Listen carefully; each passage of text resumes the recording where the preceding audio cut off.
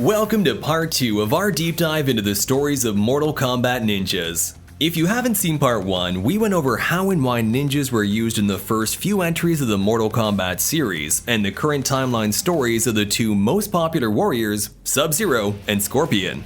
I am Chris, and for part 2 we'll be taking a look at the rest of the ninja cast, as well as some of the notable mentions in the category. Before we get started, subscribe to DashFight and ring the bell so you don't miss any of their videos. The Ninja Stories Reptile. Reptile was a close ally to Shao Kahn, who in turn sends him to compete in Shang Tsung's Mortal Kombat tournament, as the Khan suspects there's more to it than meets the eye. Although sent by order, Reptile was also hoping to win the event, as his wish would have been to bring back his people. Unfortunately, he would lose every fight and be shamed by other fighters once back.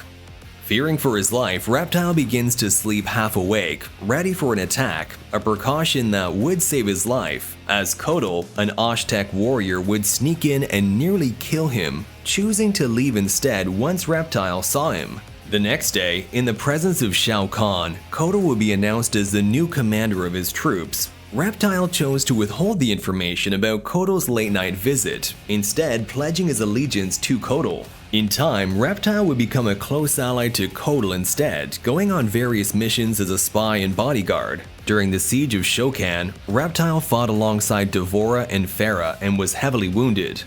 During his recovery, he would ask Kotal why he spared him that night many years ago, to which he responded that he was a fine spy, a feature Shao Kahn's blind violence never saw.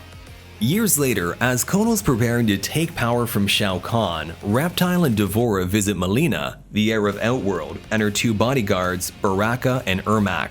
There, Reptile attempts to convince them that Mileena is not the daughter of Shao Kahn, but an experiment of Shang Tsung. Ermac escapes as D'Vorah kills Baraka before imprisoning Mileena. Later, when D'Vorah steals Shinnok's amulet, Reptile, Aaron Black and Farah chase her, clashing against Earthrealm forces. Adding to the chaos, Sub-Zero's Lin Kuei strikes the Outworld army, and in the process, Reptile, along with other Kotal allies, escapes and is yet to be seen again. The Ninja Stories Frost. For a long time, Frost had been fighting for money in deathmatch rings. There, she would fight Cassie Cage and Jackie Briggs after a disagreement. The two Earthrealm warriors would bring Frost in front of Raiden, who convinced her to visit Sub-Zero in Arctica. Sub-Zero would train Frost, though she never quite respected him, seeing him and the Lin Kuei as a mighty force that could surely take over and gain more power, going so far as to try and sabotage peace between Sub-Zero and Scorpion. Whether fueled by her own greed or her dismissiveness of Sub-Zero's leadership, Frost would join Kronika's forces. In doing so, she recreated Lin Kuei's cyber initiative alongside Cyrax and Sektor. As you know, the plan would be foiled by Sub-Zero and Scorpion. Later on, she would defend Kronika's keep, fighting and losing to Raiden and potentially dying in the process. The Ninja Stories Smoke. Thomas Verbata, a member of the Lin Kuei and a friend of Kuei Liang. While the two were looking for Bi-Han, they would separate with Smoke being ambushed by Sektor as a part of the Lin Kuei cyber initiative. Raiden would come to his aid, although it would be too late to help Sub-Zero. Now part of the Earthrealm forces, Smoke helped during the invasion of Earthrealm and convinced the defending forces to reprogram Cyber Sub-Zero to help them. However, in a fight against Sindel and the Lin Kuei cyber warriors, Smoke and others would suffer fatal injuries and be brought back to life later by Quan Chi. Since then, Smoke has been under the control of the Sorcerer. Years later, Smoke changed his name and took part in Netherrealm's invasion of Earthrealm, helping free Shinnok. Although ultimately he and the other Revenants would fail in their mission, he was able to escape back to the Netherrealm. The Ninja Stories Jade and Kitana. Jade, alongside Kitana, were close servants under Shang Tsung during the events of the first Mortal Kombat tournament. They intervened on behalf of the Outworld to ensure it won, but of course, it did not. Jade took the loss of the tournament to heart, doubling down her loyalty towards Shao Kahn, while Kitana, her best friend, did not and began to suspect something was not right. Her suspicion would rise further as Raiden spoke to her after the tournament and encouraged her to find the truth about her and Mileena's heritage in the Flesh Pits. Jade was the one tasked with keeping Kitana away from the flesh pits, but Kitana defeated her anyway. There, Kitana learned that Mileena was an experiment by Shang Tsung and not actually the daughter of Shao Kahn. Believing Shao Kahn was unaware of it, she brought Shang Tsung in front of him to explain how Mileena was born. Once there, however, Khan simply said that he had ordered Shang Tsung to create Mileena and explain Kitana's Edenian heritage and what had happened to her people. For her trespassing, she was locked away. Jade overheard the events and prepared a breakout for Kitana, defeating Baraka and Shiva. The two Edenian ninjas would then join Raiden and help defend Earthrealm during the Outworld invasion. But like smoke, they would die at the hands of Sindel, only to be reborn by Quan Chi later. Kitana would in time embrace her new identity as a Reverend, and after Quan Chi and Sindel's death became the ruler of Netherrealm. After Kronika's Timequake brings back Jade, she reunites with Kotal, whom she had grown fond of during the Outworld Civil War. Along with other time-displaced Earthrealm warriors, they fought off the revenant versions of Jade, Liu Kang, and Kitana to escape. As Jade and Kotal look for Shao Kahn in a Tarkatan camp, the two are captured when Skarlet appears and begins feeding off Jade's blood. Kotal tries to stop this by offering a time-displaced Kitana instead. Kotal would be captured before the arrival of Liu Kang and Kung Lao, who helped Jade and Kitana escape. There they managed to broker peace with Baraka and the Tarkatan people to interrupt Kotal's execution and free him.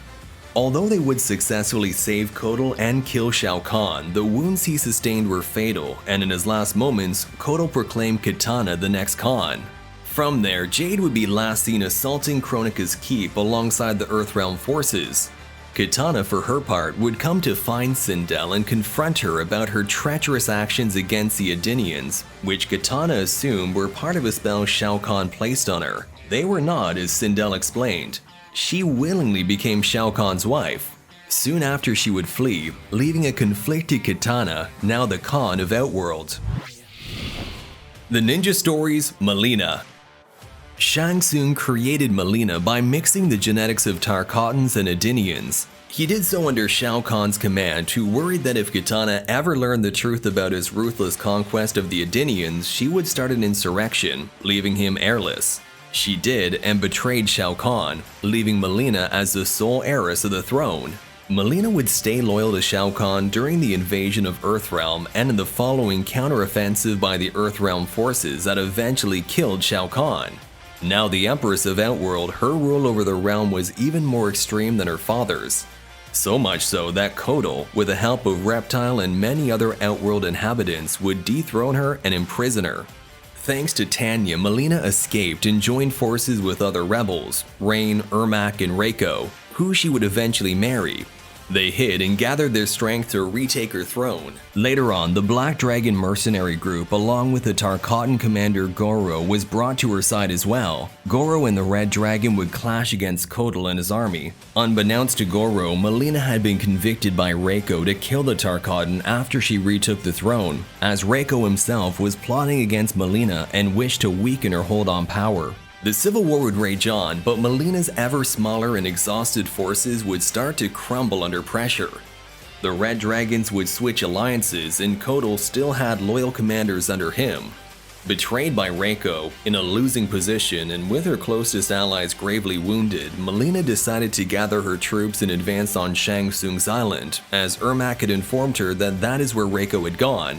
Once there, she saw Reiko and Kotal's armies in battle, but before she could strike, Skarlet appeared. She told Mileena that Reiko had changed his mind about her and had instead bestowed immense power on Skarlet. The two fought, but it was not until Ermac intervened that Mileena overpowered Skarlet and moved on to confront Reiko. Havoc had also been using Reiko for his own wants to power the blood code of the Kamidogu daggers. Although successful, the power Reiko held after absorbing the armies of Kotal and Mileena, it was unstable and tore itself apart, revealing that Havoc had actually been after Shinnok's amulet. During the chaos, Mileena is attacked by a corrupted Raiden who stabs her and binds her will to that of Havoc. It is not until a new wave of Outworld troops that she can break free and take Shinnok's amulet for herself.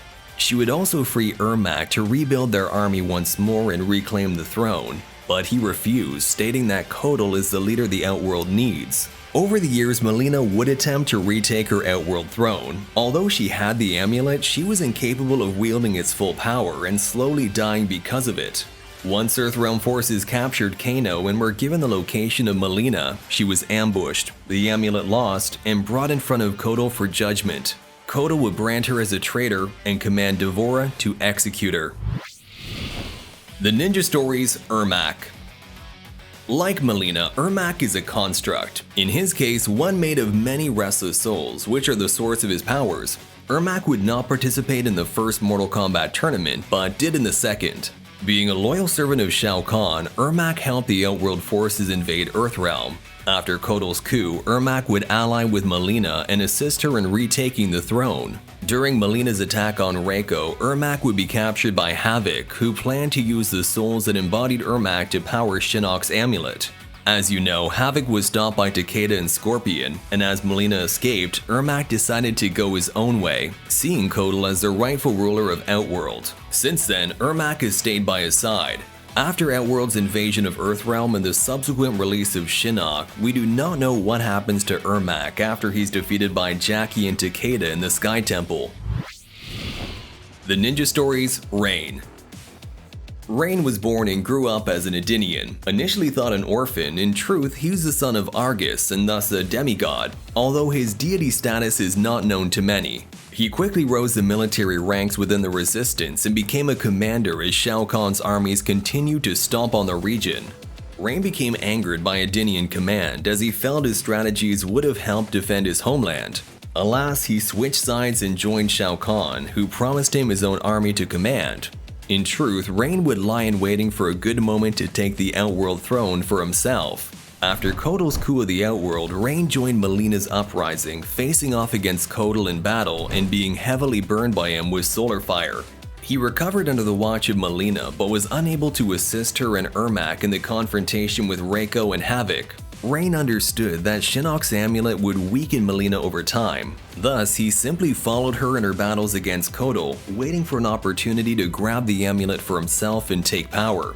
At one ambush, he faced Kotal again and once more was bested by the Oshtek warrior, barely escaping with his life. Soon after, he tried to grab the amulet from Mileena's camp and was discovered by D'Vorah and Cassie Cage. He has not been seen since as part of the canonical story.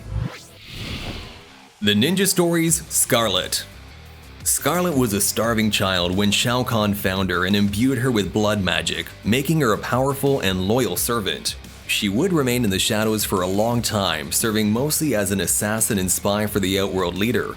Like Mileena, Skarlet would be tempted by Reiko's promises of greater power. Given that she already had some control of her blood magic, the prospect of becoming even more powerful was enough for her to betray Shao Kahn. Skarlet stole the Outworld Kamidogu dagger and gave it to Havoc, who in turn taught her more blood magic. She would continue to work for Havoc and Reiko, even as Kotal and Reiko's armies clashed on Shang Tsung's island, including the later arrival of Mileena, who would try to reason with Skarlet, explaining how Reiko had manipulated them both, but her arguments fell on deaf ears. Skarlet pushed on, and when Reiko took control of both Earthrealm and Outworld's daggers, she absorbed some of the excess power before Reiko himself exploded under the immense energy. The battle would continue on, and after being gravely wounded by D'Vorah and with Reiko dead, Skarlet escaped. After Kronika's timequake, Skarlet would be one of the many time-displaced warriors to make their way into the new main timeline. She would take Shao Kahn's side and attempt to kill both Kotal and Jade in the process. After being bested many times and through Kronika's defeat, the fate of the Skarlet Ninja is unknown. The Ninja Stories Takeda. Takeda is the son of Kenshi, a former member of the Red Dragon mercenary group. Kenshi was branded as a traitor to the group and therefore prosecuted wherever he went, risking Takeda's life. Thankfully, they would come to meet and eventually befriend Scorpion, who invited them to live with him at the Shirai Ryu Temple. Takeda was apprehensive at first, distrusting of Scorpion, but would eventually come to see him as a teacher. Scorpion paired Takeda up with another student of his, Fox. The two would become great friends and slowly but surely, great fighters. It was around that time that Raiden asked Scorpion to keep one of the Kamidogu daggers safe. As you know, the Dagger's demon manipulated Fox into attacking fellow Shirai Ryu and was only stopped by Takeda and Scorpion. The young warrior would never really quite recover from the experience of killing his closest friend, but under the guidance of Scorpion, he would learn to control his anger and grief. Having experienced the danger of the daggers, both looked to stop Sub-Zero from falling deeper into its control. Afterwards, they would go for Chaos Realm's dagger, where Havoc would take Scorpion's life, leaving Takeda to return empty-handed to the Sky Temple to speak with Raiden. Unfortunately, Raiden had been corrupted by the dagger and had attempted to kill Fujin in the process. Takeda takes a fatally wounded Wind God to the Jinsei chamber, where he was able to heal. Fujin was thankful for Takeda's help, but made it clear he would not leave the temple to attack Havoc. Instead, he gave Takeda a traditional Shirai Ryu mask and a pair of powerful serrated whips so that he may challenge Havoc. Takeda then assaulted Shang Tsung Island, where Havoc and all the people he had been able to corrupt through the dagger waited for him. Although he could go toe-to-toe with the likes of Cassie Cage and Jackie Briggs, he was quickly overpowered as more piled on him. On his last moment, he's saved by Outworld forces, Aaron Black among them, coming over to attack Havoc themselves.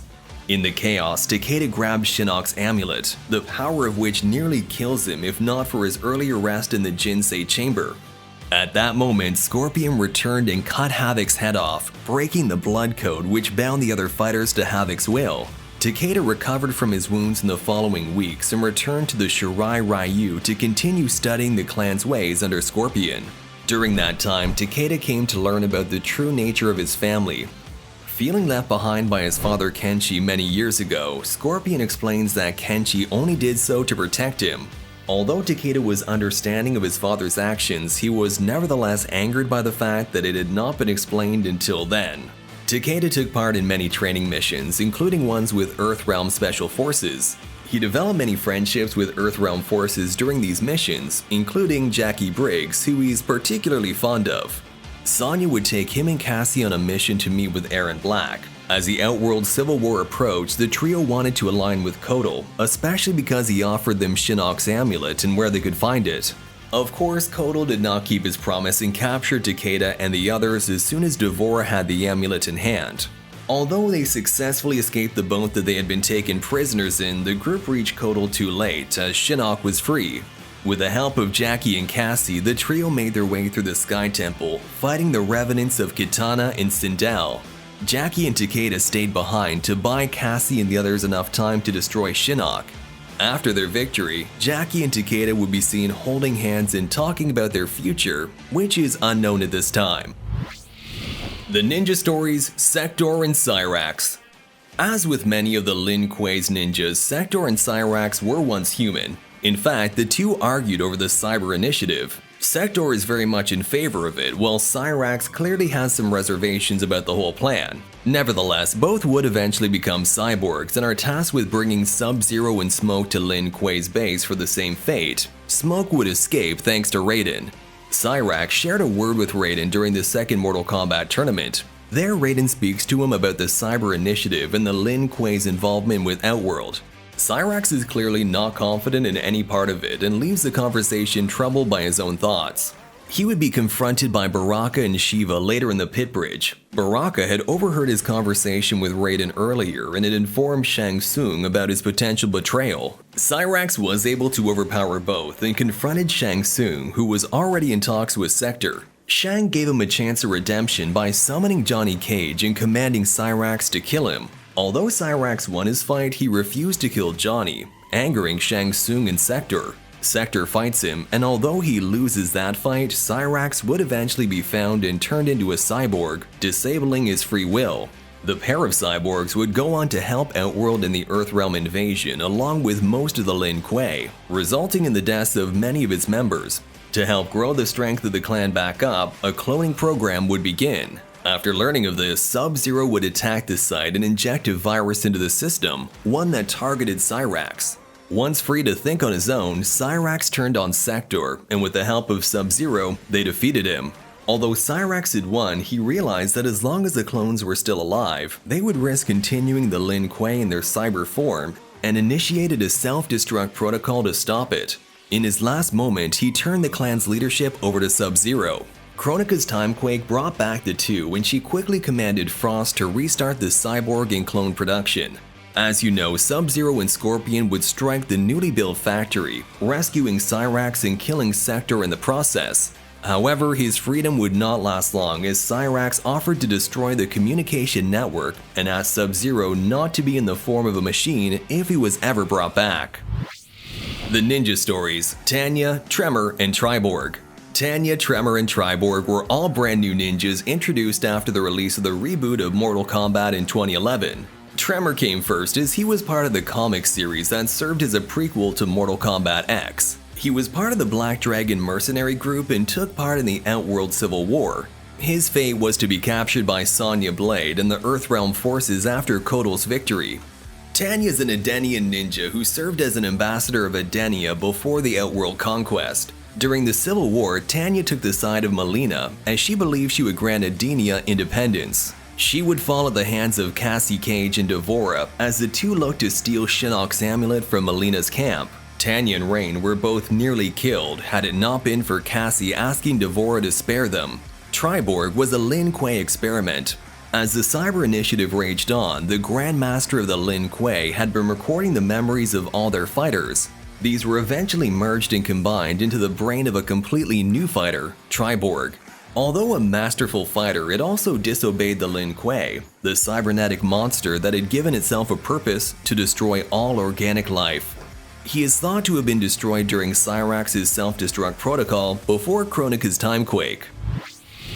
The Ninja Stories: Khameleon and Chameleon. Both characters are presumed to be of the same species as Reptile, Saurians. Admittedly, very little is known about these two ninjas. They are not part, so far, of the current official timeline, but we feel they deserve a small shout out nonetheless. Khameleon, that's with a C, is first seen in Ultimate Mortal Kombat 3, where he's noted as one of Shao Kahn's great warriors. It seems he played a role similar to the one Reptile would play for Kotal, as a spy, lurking in the shadows and rarely to be seen. Khameleon, the one with a K, is a female ninja who seems to have tried to reach Reptile in the past in hopes of bringing back the Saurians. However, those attempts seem to have been futile. Both would meet their end in the Battle of Armageddon. And that is all we know at this time about the stories from every single ninja in the Mortal Kombat universe. Granted, we have not told you their stories from the original timeline of events. It is an ever-evolving story. Whether it is small dialogue during pre-fights or fully fleshed out comic runs, the Mortal Kombat series continues to expand on their beloved ninja stories. Now, if you want to go from learning about their past to playing them in-game, why not check out some of DashFight's guides? There is a guide for every character in Mortal Kombat 11 made by the best players in the scene. But that is all for me now. I've been Chris, thank you so much for watching, and goodbye.